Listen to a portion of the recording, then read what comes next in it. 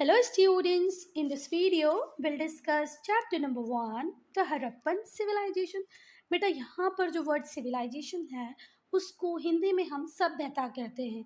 So what do you mean by civilization या सभ्यता क्या है? तो बेटा एक सोसाइटी जिसकी अपनी लैंग्वेज हो, अपनी स्क्रिप्ट हो, कस्टम्स हो, ट्रेडिशंस हो, कल्चर हो, कॉमन करेंसी वो यूज़ करते हो, तो ऐसी सोसाइटी को आप क्या कह सकते हो? सिविलाइजेशन। ठीक हुई बात। सोसाइटी में बहुत सारे लोग रहते हैं।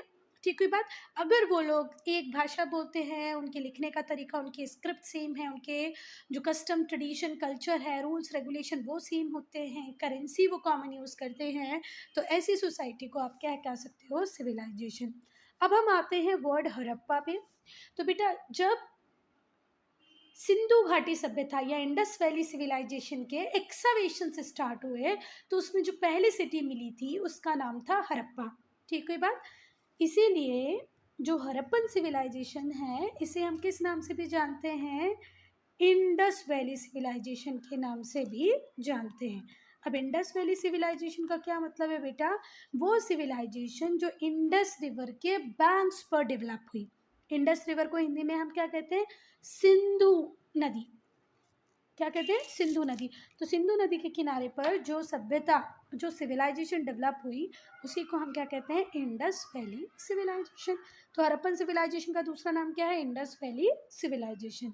जो इंडस रिवर है इसका ओरिजिन होता कहाँ पर है बेटा? तिब्बत रीजन में। तिब्बत, वो तिब्बत जिसको आज चाइना ने एक्वायर किया हुआ है। तिब्बत से आती है इंडिया, इंडिया से जाती है पाकिस्तान। अब हम पढ़ेंगे ब्रोंज एज सिविलाइजेशंस को। तो आप सबको पता है कि जब हम अर्ली मैन को पढ़ते हैं तो हम लोगों ने ये पढ़ा था कि वो लोग स्टोन टूल्स का यूज़ करते थे, है ना। पहले जब अर्ली मैन मेटल्स नहीं जानते थे, ठीक है, अर्ली मैन बोले तो आदि मानव, तो वो अपने टूल्स को किससे बनाते थे? स्टोन से बनाते थे, है ना।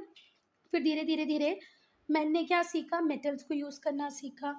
क्यों? क्योंकि मेटल्स ज़्यादा ड्यूरेबल होते हैं। किससे? स्टोन से।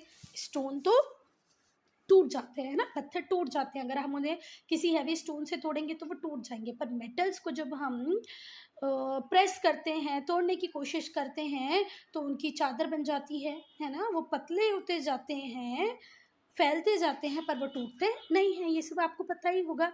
तो पहले जो हमारे अर्ली मैन हुआ करते थे, जो मैन हुआ करते थे, वो किसको यूज़ करते थे? स्टोन को यूज़ करते थे। धीरे धीरे हमने मेटल को यूज़ करना सीखा और मेटल से हमको ये प्रॉफिट मिला, ये हमें एक एडवांटेज मिला कि जो मेटल है वो ज़्यादा ड्यूरेबल है। किससे? स्टोन से। ठीक है। और फिर हम मेटल से वैरायटी ऑफ टूल्स बनाने लगे, इम्प्लीमेंट्स बनाने लगे, वेपन्स बनाने लगे। ठीक है। टूल्स बनाए, इम्प्लीमेंट्स बनाए। वेपन्स मतलब होता है हथियार। टूल्स इम्प्लीमेंट्स मतलब हो सकता है हमने कुल्हाड़ी बनाई हो, सिक्कल बनाया हो, टोंग बनाया हो, मतलब बहुत सारी ऐसी चीज़ें जो नाइफ बनाए हो, हमारे डेली यूज़ में काम आ रही थी। जो पहला मेटल डिस्कवर किया गया वो था कॉपर। तो first metal discovered was copper. ठीक है। पहला मेटल कौन सा मिला हमें? कॉपर, जिसे हम हिंदी में तांबा बोलते हैं। लंबे टाइम तक हम कॉपर से टूल्स इम्प्लीमेंट्स बनाते रहे। और ये जो पीरियड था जहाँ पर हम स्टोन और कॉपर टूल दोनों का यूज़ कर रहे थे, इसको बोलते हैं चालकोलिथिक पीरियड। आई बात समझ में? तो अगर क्वेश्चन पूछा जाए what do you mean by Chalcolithic period, तो सिंपल एक लाइन में आपको आंसर इतना तो बिल्कुल पता ही होना चाहिए कि वो एज जब हम कॉपर और स्टोन दोनों के टूल्स को यूज़ किया करते थे, उस पर्टिकुलर पीरियड को हम चालकोलिथिक पीरियड कहते थे। किस किस को? स्टोन और कॉपर। क्लियर हुई बात? जब हम स्टोन और कॉपर दोनों का यूज़ किया करते थे टूल्स बनाने के लिए, इम्प्लीमेंट्स बनाने के लिए, वेपन्स बनाने के लिए, उस पर्टिकुलर पीरियड को हम बोलते थे चालकोलिथिक पीरियड। ठीक हुई बात? चलो, बाद में फिर हम लोगों ने क्या भी सीख लिया बेटा? मिक्सिंग करना। मेटलर्जी में हमने अपने आप को डेवलप किया। मेटलर्जी क्या होती है? साइंस ऑफ मेटल्स, है ना। तो जब हमने मेटल्स के साइंस में धीरे धीरे करके एक्सपर्टाइज हासिल करने की कोशिश की, जब हम इनिशियल स्टेज में थे तो हमने सबसे पहले सीखा मिक्सिंग करना। तो इस मिक्सिंग में हमने कॉपर को किससे के साथ मिक्स किया? टिन के साथ, जिंक के साथ, जिससे हमें एक अलॉय मिला जिसका नाम था ब्रोंज। ब्रोंज ज़्यादा हार्डर था, ज़्यादा डक्टाइल था एज कंपेयर टू कॉपर।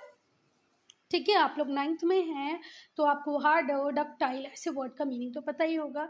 तो अगर हम ब्रोंज को कंपेयर करें किससे, कॉपर से, तो ब्रोंज कहीं ज़्यादा स्ट्रॉन्ग है, हार्डर है, डक्टाइल है, इसीलिए ये ज़्यादा सुटेबल हुआ जिससे हमने टूल्स और वेपन्स बनाए।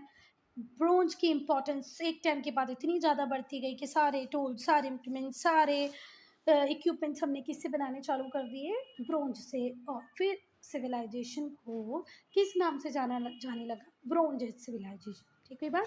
तो वो पर्टिकुलर टाइम हिस्ट्री का जब हम ब्रोंज का यूज़ ज़्यादा से ज़्यादा कर रहे थे, ब्रोंज की इम्पोर्टेंस बढ़ रही थी, ठीक है, तो ऐसे टाइम को हम क्या कहते हैं, ब्रोंज एज सिविलाइजेशन। फिर से ध्यान से सुनो, because of the importance of bronze in the growth of first civilization, पहली जो सिविलाइजेशन हुई उसके ग्रोथ में ब्रोंज का एक इम्पॉर्टेंट रोल था। तो इसीलिए हमने इस सिविलाइजेशन का नाम ही क्या रख दिया, ब्रोंज एज सिविलाइजेशन। क्या इतनी चीज़ें क्लियर है आप लोगों को? चलो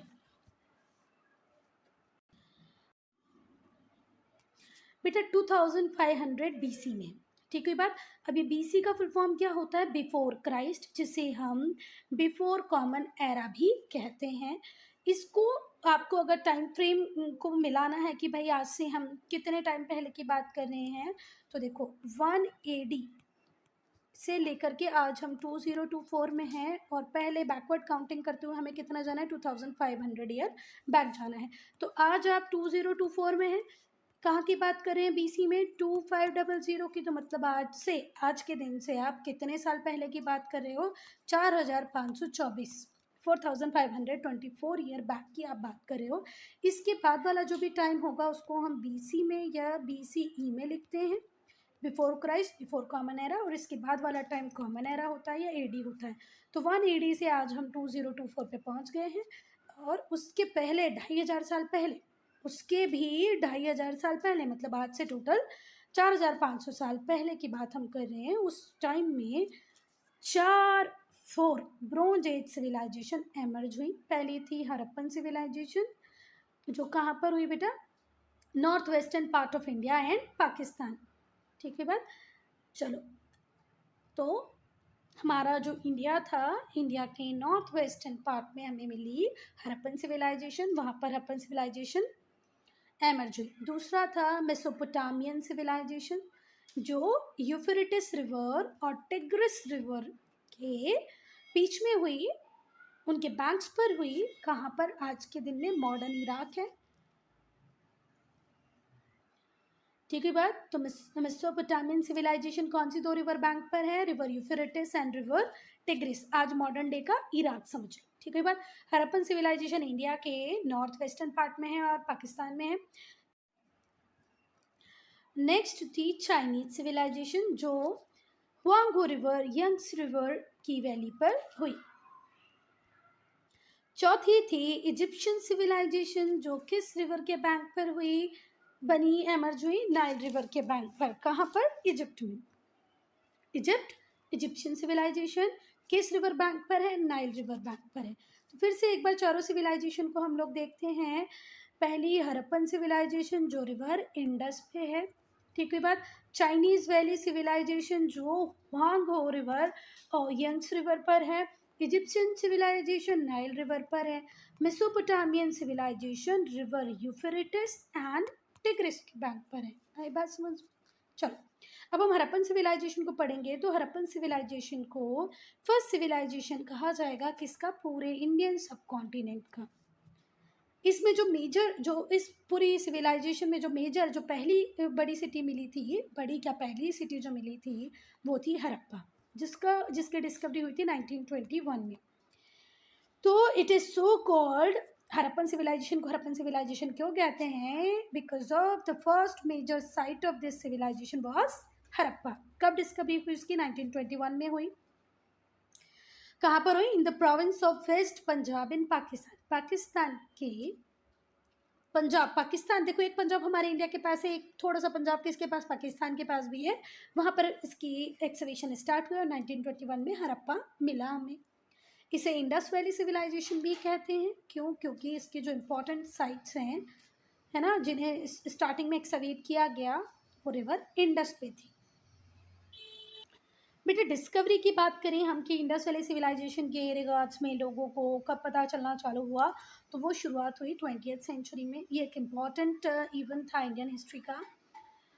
इस टाइम तक हमारा यही बिलीव था कि इंडिया में जितने भी लोग रह रहे हैं उनका जो ओरिजिन है वो आर्यन इन्वेजन थ्योरी से ही स्टार्ट होता है। ठीक है, आर्यंस आए, फिर धीरे धीरे करके उन्होंने रूल्स रेगुलेशन सिविलाइजेशन बनाना स्टार्ट किया। पर ऐसा नहीं है, इसके भी पहले हमारे पास एक वेल डेवलप्ड सिविलाइजेशन थी जिसे हम कहते हैं Indus Valley Civilization. Up to this time, इस टाइम तक हमें लगता था कि जो हिस्ट्री है इंडिया की वो बिगेन ही होती है एडवेंट ऑफ आर्यन से। However, the discovery of Harappan civilization pushed back the history of India at least 1000 years. पर आर्यन इन्वेजन थ्योरी, तो जब हमने इंडस वैली सिविलाइजेशन की थ्योरी को पढ़ा तो उसके बाद ऐसा लगने लगा ये तो बहुत मॉडर्न है, बहुत बात की है, बहुत रिसेंट है, इससे भी पहले हमारे पास कुछ था, वो थी इंडस वैली सिविलाइजेशन। ठीक है, तो इन्होंने हमारी इंडिया की हिस्ट्री को लगभग 1000 साल पहले पहुंचा दिया। ठीक है, और हम ऐसा मान सकते हैं कि हमारे पास भी एक ऐसी सिविलाइजेशन थी जो one of the oldest bronze age civilization थी। ठीक है, जैसे कि मेसोपोटामियन सिविलाइजेशन, इजिप्शियन सिविलाइजेशन, वैसे ही हमारे भी सिविलाइजेशन थी। चलो, अब बेटा जो हड़प्पन सिविलाइजेशन है इसे हम हड़प्पन कल्चर भी कह सकते हैं। अब जैसे सिविलाइजेशन का मीनिंग मैंने आपको बताया, वैसे ही कल्चर का मीनिंग भी समझो। जो टर्म कल्चर है उसे आर्कियोलॉजिस्ट कैसे यूज़ करते हैं कि भैया ग्रुप ऑफ ऑब्जेक्ट्स होंगे जो डिस्टिंक्टिव होंगे अपनी स्टाइल में, जो यूजुअली एक पर्टिकुलर स्पेसिफिक जोग्राफिकल एरिया में मिलेंगे। क्लियर हुई बात? जिसे देखो हम लोग किसी भी ऑब्जेक्ट की बात कर लें, खाने पीने की बात कर लें, ड्रेसिंग सेंस की बात कर लें, तो एक पर्टिकुलर एरिया में रहने वाले लोगों का जो ड्रेसिंग सेंस होता है वो बहुत कुछ कॉमन होता था।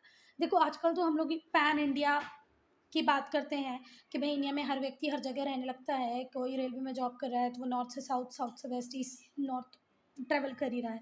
पर अगर हम एक डिस्टिंक्टिव स्टाइल की बात करें तो गुजरात में जो फीमेल्स हैं, जो उनका साड़ी ड्रैपिंग का स्टाइल है वो बिल्कुल डिफरेंट होता है किससे, केरल में जिस तरीके से साड़ी ड्रैप की जाती है। पर केरल में जितने भी लोग रहते हैं वहाँ पर जो फीमेल है उनके जो साड़ी है उसको ड्रैप करने का स्टाइल एक जैसा ही होता है। तो बात यही ये कह रहे हैं कि एक डिस्टिंक्टिव स्टाइल होगा। ठीक है, अब वो वहाँ के ऑब्जेक्ट्स का भी हो सकता है ना। ऑब्जेक्ट बोले तो मटका बनाने की, पॉट बनाने का जो स्टाइल है वो अलग अलग हो सकता है। तो एक स्पेसिफिक जोग्राफिक एरिया में एक पर्टिकुलर टाइम में मिलने वाले डिस्टिंक्टिव स्टाइल से हम किसको देखते हैं, कल्चर को देखते हैं। अगर हम हड़प्पन कल्चर की बात करें तो यहाँ पर हमें बहुत सारे डिस्टिंक्टिव ऑब्जेक्ट मिले हैं, जैसे सील्स। एक पर्टिकुलर एरिया में मिलने वाली सारी सील्स हमें कैसी मिली है, समहाउ सेम मिली है। वेट्स हमें सेम मिले हैं, स्टोन ब्लेड्स मिले हैं, बेड ब्रेक्स मिली हैं, मतलब वो यहाँ एक्सकवेशन हो के यहाँ एक सिटी मिली हो, यहाँ पर एक सिटी मिली हो, यहाँ पर एक सिटी मिली हो, पर इतनी ज्योग्राफी में जितनी भी सिटीज़ मिली हैं उनमें समहाउ एक जैसी दिखने वाली seal, weight, stone blades, baked clay, baked bricks, मतलब पकी हुई ईंटा मिली है। ठीक हुई बात? चलो, सोर्सेज, जो हमारा नॉलेज है कि भाई हम हड़प्पन सिविलाइजेशन को कैसे जानते हैं। ठीक है, आज से 4500 साल पहले की सिविलाइजेशन है, तो आप कैसे जानते हो? तो बेटा पूरा के पूरा जो हमारा नॉलेज है वो आर्कियोलॉजिकल रिमेन्स पे बेस्ड करता है। आर्कियोलॉजिकल रिमेन्स बोले तो सील्स, वेट्स, स्पॉट्स, करेंसी, इन सबको देखकर जो हमारे आर्कियोलॉजिस्ट थे उन्होंने बहुत सारा काम उसके ऊपर किया और फिर हमें बताया कि भाई ये जो चीज़ है ये ऐसी है, ये इस पर्टिकुलर एरिया को बिलोंग करती है, इतने साल पुरानी है। तो हमने कौन कौन से आर्कियोलॉजिकल रिमेन्स को देखा, बिल्डिंग, पॉटरी, स्कल्पचर्स। बिल्डिंग तो आप सबको पता है, पॉटरी बोले तो मटके, है ना, मटके नहीं मतलब थाली प्याले जो भी सब बनते हैं ना मिट्टी से। स्कल्पचर बोले तो मूर्तियाँ, सील्स, कीमेट्रीज। क्योंकि बेटा हमें रिटर्न रिकॉर्ड्स उतने एडिकेट अमाउंट में नहीं मिले, और दूसरे जितने रिटर्न रिकॉर्ड्स मिले भी ना उन्हें हम डेसिफर नहीं कर पा रहे हैं। डेसिफर का मीनिंग क्या होता है, हम उन्हें पढ़ के समझ नहीं पा रहे हैं। बहुत सारे आर्कियोलॉजिस्ट हमारे कंटिन्यूस इस काम में लगे हुए हैं कि भाई इंडस वैली सिविलाइजेशन या हड़प्पन सिविलाइजेशन के स्क्रिप्ट को हम डिकोड करें, पर अब तक सारी कोशिशें फेल रही हैं। कोई भी हड़प्पन सिविलाइजेशन के स्क्रिप्ट को डिकोड नहीं कर पाया है, इसलिए हमारा जितना भी नॉलेज है वो आर्कियोलॉजिकल फैक्ट पे बेस्ड है। बहुत सारी सील्स हमें मिली हैं जिनके ऊपर कुछ लेटर्स भी एनग्रेव्ड हैं, पर ये जो स्क्रिप्ट है उसे अभी तक डेसिफर डिकोड नहीं किया गया है। तो जो मेजर सोर्स है हमारी इन्फॉर्मेशन के, वो अब हम एक एक करके डिस्कस करेंगे। सबसे पहले हम लोग डिस्कस करेंगे बेटा, अब हम लोग डिस्कस करेंगे द ग्रेट बाथ को। तो ये जो ग्रेट बाथ है ये हमें इंडस वैली सिविलाइजेशन के किस सिटी में मिला है? तो मिला है मोहनजोदड़ो में। मोहनजोदाड़ो इसे हिंदी में बोलते हैं। इसके ऊपर एक ऋतिक रोशन की पूरी मूवी भी बनी हुई है ना। तो जो ग्रेट बाथ है ये लार्जेस्ट पब्लिक बिल्डिंग है। कहाँ पर है? मोहनजोदाड़ो में है। ये लार्ज रेक्टेंगुलर टैंक है जिसके आसपास कॉरिडोर बने हैं चारों साइड्स पे, है ना। 2 फ्लाइट से स्टेप्स की जिसके थ्रू हम अंदर टैंक के अंदर जा सकते हैं। एक जो स्टेप्स है वो नॉर्थ में है, दूसरी स्टेप्स कहाँ पर है? साउथ में। समझो ऐसे करके ये टैंक बना हुआ है, रेक्टेंगुलर है। तो एक यहाँ पर नॉर्थ से आप टैंक के अंदर जा सकते हैं और एक साउथ से भी टैंक के अंदर जा सकते हैं। अब बेटा उस टाइम में कैसे इन लोगों ने टैंक को वाटर टाइट बनाया होगा? तो इन लोगों ने नेचुरल टार का यूज़ करके उसे वाटर टाइट बनाया था। To make the pool water tight, bond bricks, जली हुई मतलब जो ईंट होती है जिनको हम लोग भट्टों में पकाते हैं ना, आप लोगों ने देखा होगा सिटी साइड्स में या कंट्री साइड में, विलेज में, सिटीज़ के आउटर साइड में बड़े बड़े भट्टे लगे होते हैं जिनमें हम ईंटों को पकाते हैं। तो जो बॉन्ड ब्रिक्स थी उनको यूज़ करके, मोटर को यूज़ करके, बिटुमिन को यूज़ करके, जिप्सम को यूज़ करके इन्होंने इसका कंस्ट्रक्शन किया है। ऑल इन ऑल नेचुरल टार का यूज़ करके इन्होंने इस टैंक को वाटर टाइट बनाया है। तो आप लोग क्या क्या याद रखेंगे ज़रा ध्यान से सुनो कि भाई इसमें बॉन्ड ब्रिक का यूज़ हुआ है, motor lined with bitumen, gypsum, ये 3 चीज़ें आपको याद होनी चाहिए। जो वाटर होता था जिसमें लोग बात करते थे, है ना, वो कहाँ से मिलता था? वेल से। वेल का मतलब क्या होता है? कुएं से, कुआं। वेल का मतलब क्या होता है? कुआं। कुआं तो आप सब लोगों ने देखा होगा ना, गांव में होता है जिससे हम लोग पानी निकालते हैं। The water for the bath was provided by a well, कुएं से पानी मिलता था। पहले कुआं होगा, जैसे यहाँ पर ये 2 कुएं हैं और इस कुएं से पानी निकाल के कहाँ डाल दिया जाता होगा? इस टैंक में। बेटा इस ग्रेट बाथ के आसपास पोर्टिकोस थे। पोर्टिकोस क्या होते हैं? Covered entrance. ठीक हुई बात। पोर्टिकोस थे, रूम्स थे, बहुत सारे सीढ़ियाँ थी जिससे आप अपर स्टोरी पे जा सकते थे। कुछ स्कॉलर्स का बिलीव था कि ये रूम्स इसलिए दिए गए थे कि भैया कोई मेंबर हो, कोई मतलब क्या बोलना चाहिए, प्रीस्टहुड बोले तो क्या बोलेंगे हम प्रीस्ट को? मतलब हिंदी में हम लोग उसको पुजारी बोल सकते हैं, है ना। पुजारी बोल सकते हैं, फादर बोल सकते हैं, और क्या बोल सकते हैं मुस्लिम में? उलेमा बोल सकते हैं ना। तो उन लोगों के लिए ये रूम्स वगैरह प्रोवाइड किए गए होंगे। कुछ लोगों का मानना है कि नहीं भैया ये रूम्स प्रीस्टहुड के लिए नहीं है, ये क्लॉथ को चेंज करने के लिए। अब अगर आपने ग्रेट बाथ में नहाया है तो कपड़े बदलने के लिए वो रूम दिए गए होंगे। तो यहाँ पर जो हमारे स्कॉलर्स हैं, आर्कियोलॉजिस्ट हैं, उनके जो व्यूज़ हैं वो डिफरेंट है। कुछ स्कॉलर्स कहते हैं कि रूम्स प्रीस्ट के लिए रिजर्व किए होंगे कि भैया प्रीस्ट मेंबर्स वहाँ आकर रहे हैं। कुछ लोग कह रहे हैं कि नहीं, ये क्लॉथ चेंज करने के लिए दिए गए होंगे। ये जो स्ट्रक्चर है इसके डिस्टिंक्टिव फीचर्स हैं जिससे स्कॉलर्स ये अंदाज़ा लगाते हैं कि ये यहाँ पर रिचुअल बात होता होगा। रिचुअल बात बोले तो मतलब किसी पर्टिकुलर डेट पे, किसी पर्टिकुलर तिथि पे, किसी पर्टिकुलर ओकेशन पे यहाँ आके लोग बात करते होंगे। रिचुअल समझ में आता है ना, रिचुअल बात। वैसे ही जो ग्रेट बात है ये इंपॉर्टेंट सोर्स इन्फॉर्मेशन का, ये हमें उस टाइम के लोगों का कल्चर कैसा था, उनकी लाइफ कैसी थी, किस टाइम के हड़प्पन सिविलाइजेशन में जो लोग थे उनकी लाइफ कैसी थी, उनका कल्चर कैसा था, उसके बारे में बहुत सारी चीज़ें बताता है। चलो, अब पहली बात तो हमें ये पता चलती है ग्रेट बात को देखने के बाद कि भाई इनके पास नॉलेज था आर्ट ऑफ बिल्डिंग का। ठीक है, वो भी high degree of perfection at that time. उस टाइम में भी इनको बहुत अच्छे से समझ में आता था कि अगर यार नहाने के लिए जाना है तो 10 12 15 20 लोग इकट्ठे नहाएंगे तो इतना बड़ा ये टैंक बनना चाहिए, सीढ़ियाँ होनी चाहिए नीचे जाने के लिए, चेंजिंग रूम होने चाहिए, है ना। तो ये सारी चीज़ें, ये हमें ऐसा लगता है इस ग्रेट बात को देखने के बाद कि बहुत बढ़िया इंजीनियरिंग स्किल्स थे किसके पास? हमारे इंडस वैली के लोगों के पास या हड़प्पन पीपल के पास। ये इतना बड़ा मैसिव स्ट्रक्चर ये बताता है कि यहाँ पर रूलिंग क्लास हुआ करती होगी, जो लेबर को मोबिलाइज करती होगी, टैक्स कलेक्ट करती होगी, तभी तो इतना बड़ा स्ट्रक्चर पब्लिक के लिए बना है। देखो इतना बड़ा स्ट्रक्चर है, मतलब जिसमें इतने सारे लोग आते हैं, बात लेते हैं, रिचुअल बात इसमें होता है। तो ये एक दो व्यक्तियों ने तो नहीं बनाए होंगे ना, मतलब कोई ना कोई रूलिंग क्लास होगी जो लेबर को बुलाती होगी, उन्हें पे करती होगी, और उस लेबर से उन्होंने इतना बड़ा स्ट्रक्चर बनवाया होगा।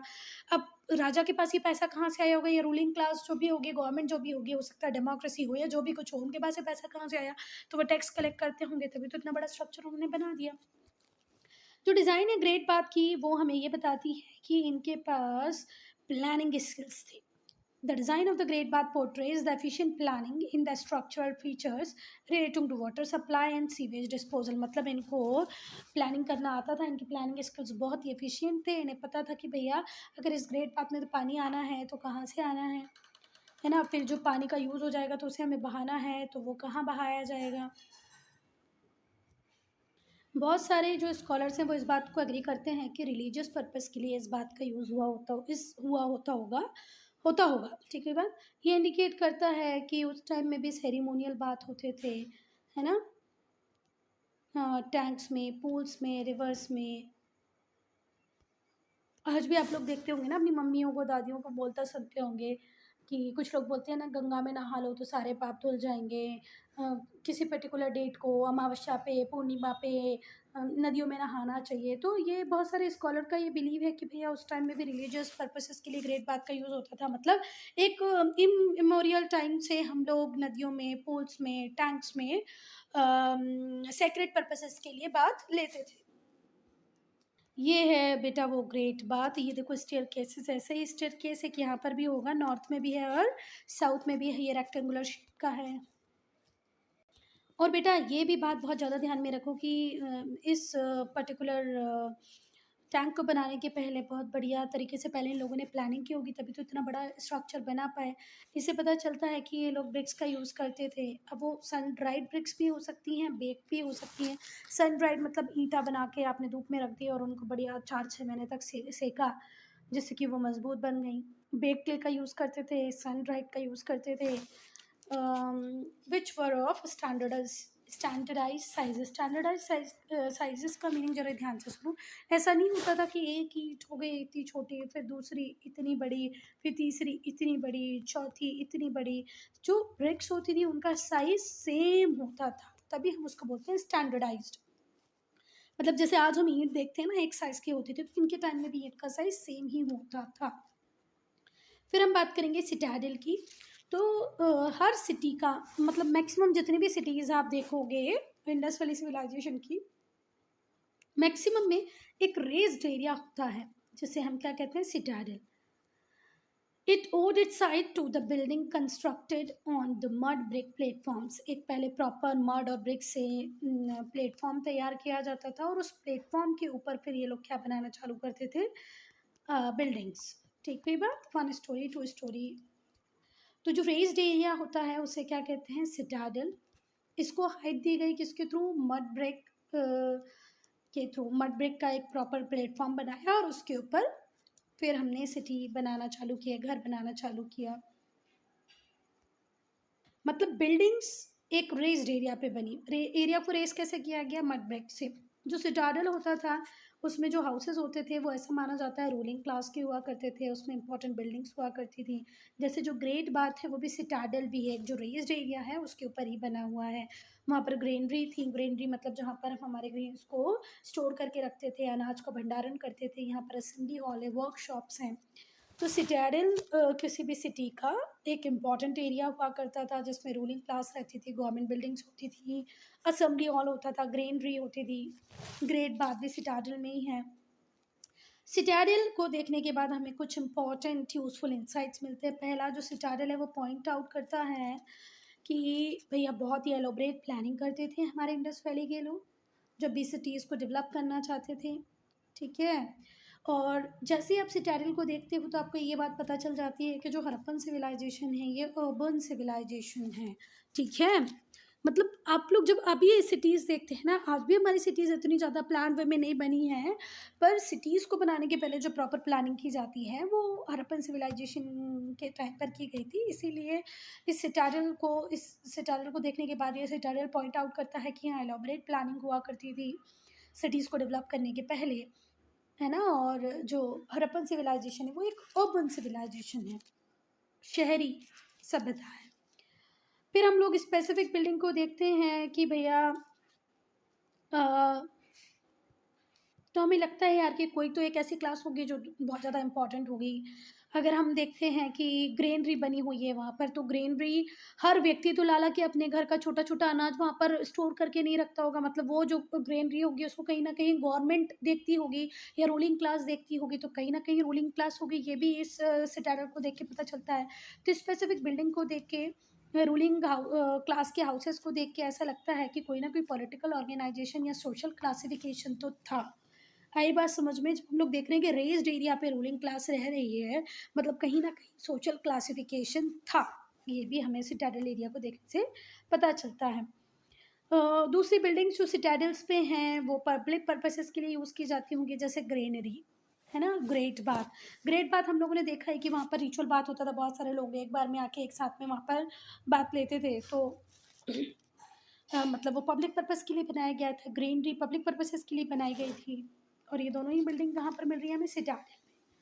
अब हम सील्स की बात करेंगे। जो सील्स यूज़ करते थे हड़प्पन्स, वो उनके आर्टिस्टिक स्किल को दिखाती है बेटा। लगभग 2000 सील हमें मिली हैं इंडस वैली सिविलाइजेशन की, हड़प्पन सिविलाइजेशन की, जिनमें छोटा-छोटा इंस्क्रिप्शन लिखा हुआ है, पिक्चर्स हैं, वन हॉर्न बुल है, बफेलो है, टाइगर है, गोट है, एलिफेंट है, राइनोसोरस है। ठीक है बात? तो मतलब लगभग 2000 सील हमें मिली हैं। कुछ सील्स के ऊपर शॉर्ट इंस्क्रिप्शन है, कुछ में इंस्क्रिप्शन के साथ पिक्चर भी हैं। पिक्चर किसके? One horn bull, buffalo, tiger, goat, elephant, rhinoceros. जो मटेरियल यूज़ किया गया इन सील्स को बनाने के लिए वो कहीं-कहीं पे टेराकोटा है, कहीं पे स्टेटाइट है, कहीं एगेट है। इसके अलावा भी बहुत सारे मटेरियल का यूज़ किया गया है। अब बेटा यहाँ पर जो टेराकोटा है, ये तो मिट्टी होती है ना, चीनी मिट्टी। टेराकोटा बोले तो चीनी मिट्टी है ना। आप लोगों ने देखा होगा पहले जो कप प्लेट, जो हमारे अचार रखने की बर्नियाँ वगैरह आती थी वो।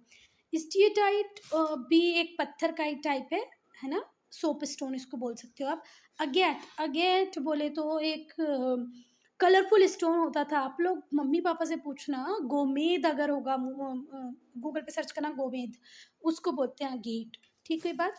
तो जो सील्स हैं वो टेराकोटा, स्टीटाइट और अगेट से बनी होती थी। मोस्ट ऑफ द जो सील्स होती थी वो या तो रेक्टेंगुलर हुआ करती थी या स्क्वायर हुआ करती थी, पर कुछ सर्कुलर भी हुआ करती थी। तो शेप को लेकर के ज़्यादा पर्टिकुलर नहीं होना, कुछ सर्कुलर थी, कुछ स्क्वायर थी, कुछ रेक्टेंगुलर थी।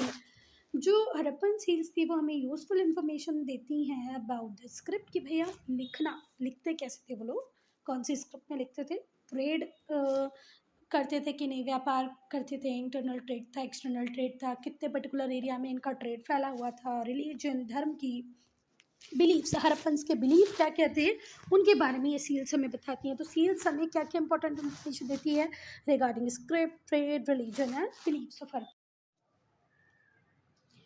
अब हम पशुपति सील या शील ऑफ पशुपति की बात करेंगे। इसमें क्या है, हमें एक डायरी दिखाई गई है जिसके 3 फेसेस हैं। उन्होंने सर पे बफेलो के हॉर्न को ड्रेस किया हुआ है, क्रॉस लेग में बैठे हुए हैं, आस-पास में टाइगर, लॉयन लॉयन तो नहीं, टाइगर है, बफेलो है, राइनोसोरस हैं, उनके पैरों में हिरन मतलब डियर बैठे हुए हैं। और इस जो इमेज है इसको आज हम किसकी तरह आइडेंटिफाई कर सकते हैं बेटा? पशुपति महादेव की तरह। तो भाई जो पशुपति की सील मिली है उसमें लोगों का बिलीव, हम लोग ऐसे मान सकते हैं कि वो शिव जी को मानते थे। Seal of Pashupati show that people believed in Shiv, Shiva पे वो लोग बिलीव करते थे। ये 3 फेस डाइटी थी जिसने वियर किया हुआ था बफेलो हॉर्न को सर पे, क्रॉस लेग में बैठे हुए हैं, आसपास में हाथी, टाइगर मतलब एलिफेंट, टाइगर, बफेलो, राइनोसोरस है, डियर्स हैं जो उनके पैरों में बैठे हुए हैं, और जो डाइटी है उसे हम पशुपति महादेव की तरह देखते हैं, आइडेंटिफाई करते हैं। एक यूनिकॉर्न का सील मिला हुआ है, ये बताता है हमें कि ये इनके मिस्टिकल बिलीव्स भी थे। ठीक है, यूनिकॉर्न आज भी हम लोग देखते हैं, एक सींग वाला सफ़ेद घोड़ा जो होता है क्या, एक्चुअल में नहीं होता ना, तो मतलब ये लोग मिथिकल बिलीफ्स भी विश्वास रखते थे।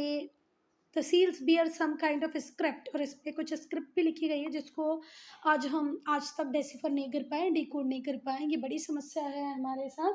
जिस दिन इंडस वैली सिविलाइजेशन की जो स्क्रिप्ट है वो डिकोड हो जाएगी तो हमें बहुत सारी नई चीज़ें जानने को मिलेगी, पर वो काम अभी हम कर ही नहीं पा रहे हैं।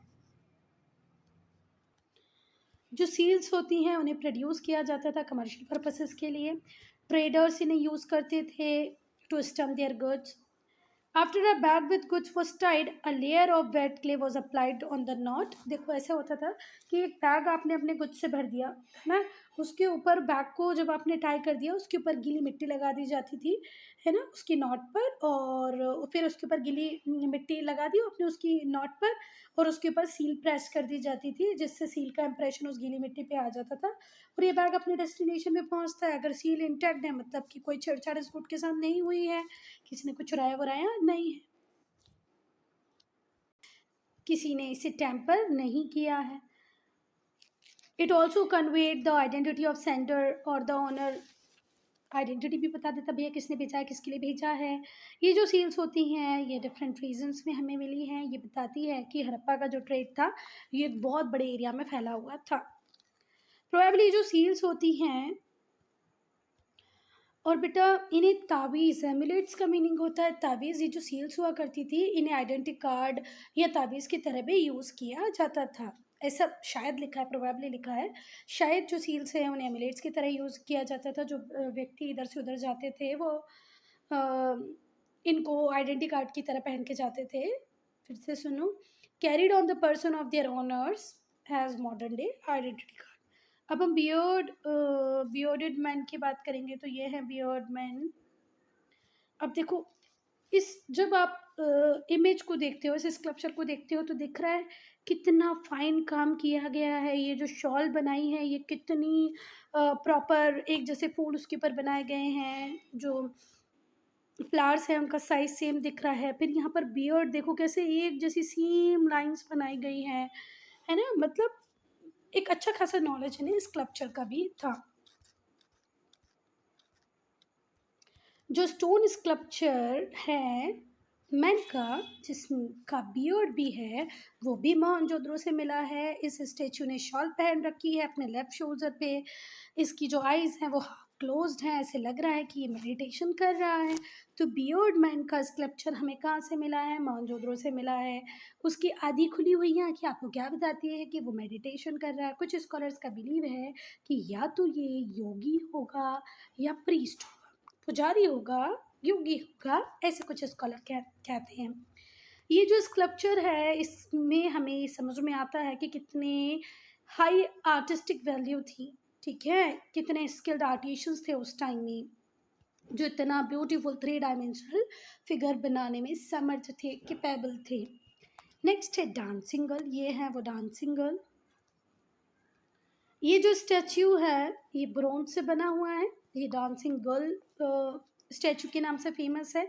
ये भी मोहनजोदड़ो में मिला है। ये एक और मास्टरपीस है आर्ट का जो हाई डिग्री ऑफ डेवलपमेंट की बात करता है कि भैया जो आर्ट का फील्ड था, आर्ट में भी स्पेसिफिक किसका, स्कल्पचर मतलब मूर्ति बनाने की जो कला थी, कला तो उस टाइम में भर भर करती है और स्पेशली जो मूर्ति बनाने की कला थी उसमें बहुत ज़्यादा आगे निकल चुके थे कौन, हमारे हड़प्पा। जो फिगरिन है वो वाइग्रस वैरायटी दिखाती है, इंजीनियरिटी दिखाती है। जो राइट आर्म है उस गर्ल का वो उसके हिप पर है, जो लेफ्ट है उसमें बहुत सारी चूड़ियां हैं। इट होल्ड्स अ स्मॉल बोल अगेंस्ट हर लेफ्ट लेग। देखो ये जो इसका राइट हैंड है वो हिप पर है, लेफ्ट में बहुत सारी चूड़ियां हैं, यहाँ पर एक बोल भी है। कौन है ये, dancing girl. Dockyard.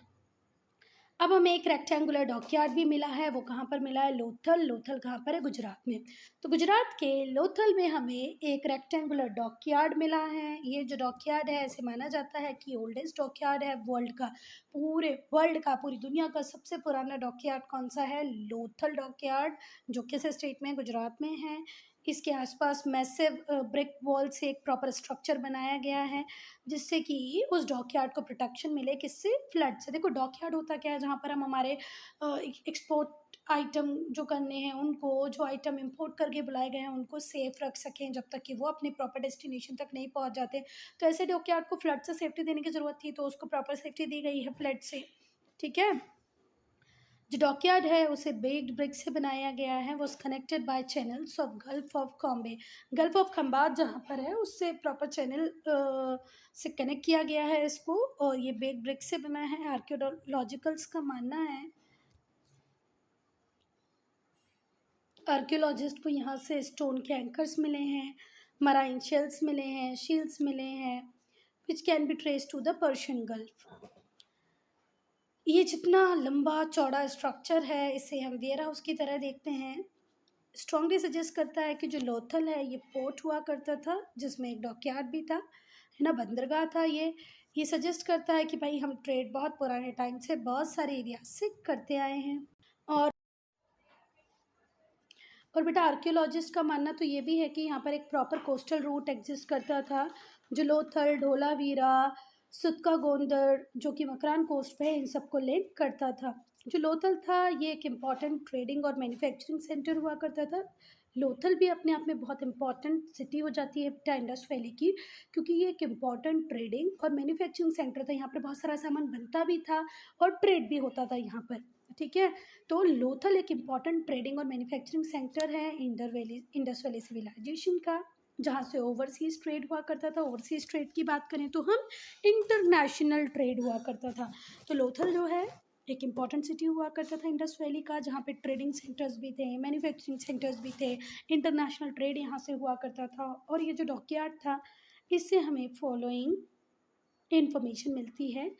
It indicates the existence of trade both internal and external. जब हम लोथल के डॉकयार्ड को देखते हैं तो हमें पता चलता है कि सिर्फ उस टाइम में भी हम इंटरनल ट्रेड ही नहीं करते थे बेटा, एक्सटर्नल ट्रेड भी करते थे, मतलब नेशनल ट्रेड के साथ साथ इंटरनेशनल ट्रेड भी करते थे।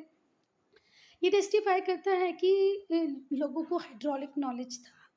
ठीक है, बोट्स कैसे बनती है, हम किस तरीके से पानी में जा सकते हैं। It testify the hydraulic knowledge of the Harappas as the boats could dock at the Lothal, क्योंकि कुछ बोट्स भी उस टाइम की हमें मिली है। अब हम बात करेंगे स्क्रिप्ट की। तो जो हड़प्पन्स थे वो स्क्रिप्ट को यूज़ किया करते थे, जो कि पिक्टोग्राफिक थी। इसमें birds, fish, varieties of human form को दिखाया गया है। लगभग साइंस की बात करें तो लगभग 375 से 400 साइंस का यूज इस स्क्रिप्ट में होता था।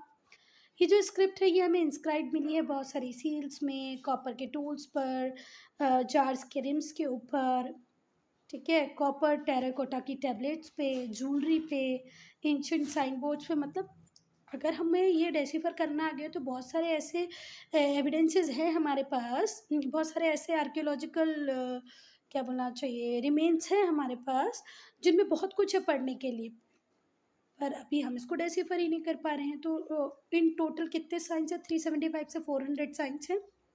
ये सील्स के ऊपर, कॉपर टूल्स के ऊपर, रिम्स, जार के रिम्स के ऊपर, कॉपर टेराकोटा टैबलेट्स के ऊपर, ज्वेलरी के ऊपर, साइन बोर्ड्स के ऊपर, ये आपको देखने को मिल जाएगी इनकी स्क्रिप्ट। ये हैं sign board, letters on an ancient sign board showing on Harappan inscript. इस तरीके के लिखा जाता था, इनकी स्क्रिप्ट ये थी। स्क्रिप्ट से हमें ये इन्फॉर्मेशन मिलती है कि बेटा the script use by Harappan was not alphabetical script का यूज़ नहीं होता था, उसमें साइंस का यूज़ होता था। जो स्क्रिप्ट है वो राइट टू लेफ्ट ही लिखी जाती थी, as is evidence from seal which shows wider spaces in the right than the left.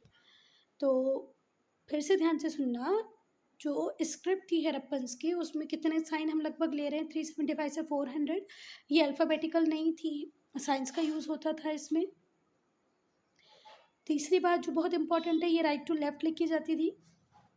अब राइट टू लेफ्ट लिखी जाती थी कैसे पता चलता है? क्योंकि हमें राइट में बहुत ज़्यादा स्पेसेस देखने को मिले एज़ कम्पेयर टू लेफ्ट। ये इंडिकेट करता है that engravers might have started from the right, he ran out of spaces when he reached the left hand. ठीक है बात। तो यहाँ से लिखना चालू करते थे, तो यहाँ पर तो वाइडर स्पेसेस उनको मिल गए, अगर ये क्ले टेबलेट से यहाँ से जगह छोड़ी यहाँ लिखते गए, पर यहाँ पर स्पेसेस नहीं मिली। ये इस बात का साइन है कि ये लोग राइट टू लेफ्ट लिखते थे। आई बात समझ में?